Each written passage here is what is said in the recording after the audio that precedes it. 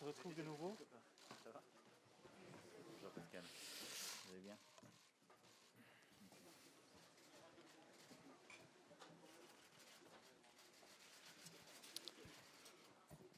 Bienvenue. Welcome to the press conference following our summit with the African Union. We have just distributed the declaration which has been formally approved just now here in the room, and we've published it on our website. And I invite the President of the European Council to take the floor.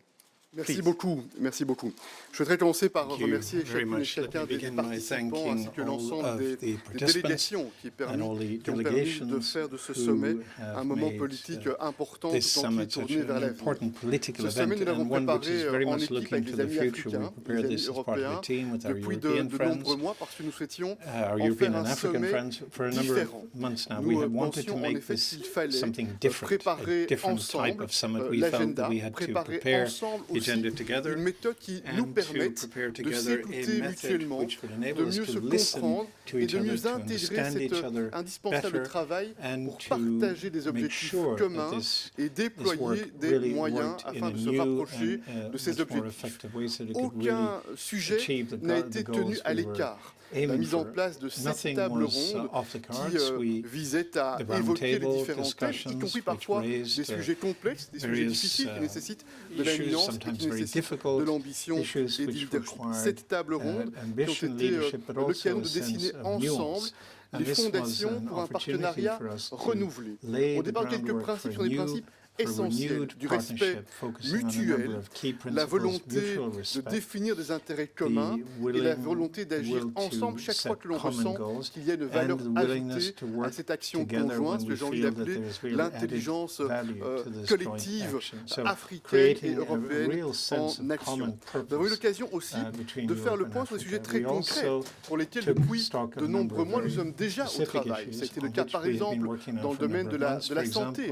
Nous avons eu des discussions sur la manière d'être pragmatique, efficace, de mettre en œuvre des capacités de développement et de production de vaccins sur le continent africain. Nous avons évoqué ces sujets qui sont extrêmement importants pour l'avenir. Nous avons aussi évoqué le suivi en lien avec les engagements que nous avions pris il y a quelques mois, cher Emmanuel, avec toi, Macky Sall également, et les amis africains et européens à Paris.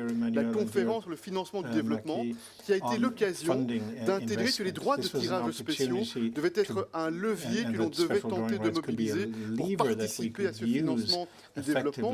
Des progrès depuis Paris importants ont été réalisés en mobilisant le G7, en mobilisant le G20. Au départ, cette ambition politique, et aujourd'hui encore, des pas additionnels à la concurrence de 13 milliards sont réalisés, avec plusieurs États membres européens qui participent à cet engagement pour mobiliser ces droits de tirage spéciaux, mais avec, c'est vrai, la volonté de poursuivre le travail, de poursuivre les efforts, en prenant bien sûr en compte un nombre de réalités constitutionnelles ou institutionnelles, mais ce qui compte, c'est le but, c'est de réussir à faire en sorte que l'on puisse poursuivre l'action sur le sujet.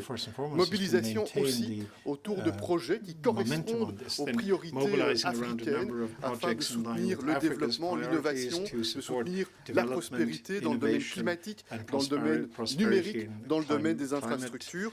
Et puis, un dernier élément qui nous tient à cœur, et nous avons ressenti à quel point il y avait là une volonté partagée.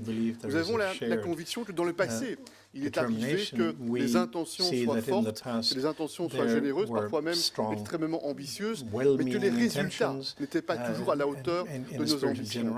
D'où l'importance en termes de gouvernance commune et conjointe de mettre en place un mécanisme de suivi, un mécanisme de monitoring, afin de veiller, au départ bien sûr de nos deux commissions, mais également au départ du leadership politique, Union africaine et Union européenne, avec la mobilisation des acteurs du secteur privé, des acteurs de la société civile, notamment la Fondation Afrique-Europe, qui via rythme régulier, la capacité de faire le point, de voir quels sont les projets qui avancent bien, quels sont les projets qui se concrétisent conformément au planning qui avait été identifié, quels sont ceux pour lesquels peut-être de nouvelles impulsions, des adaptations, des améliorations sont nécessaires.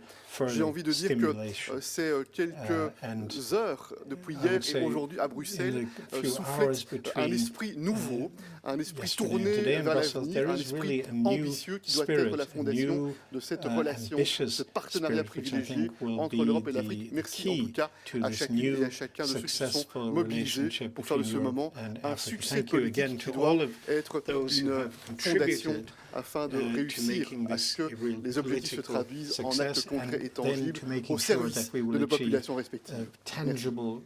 Merci, Monsieur le Président. Je donne la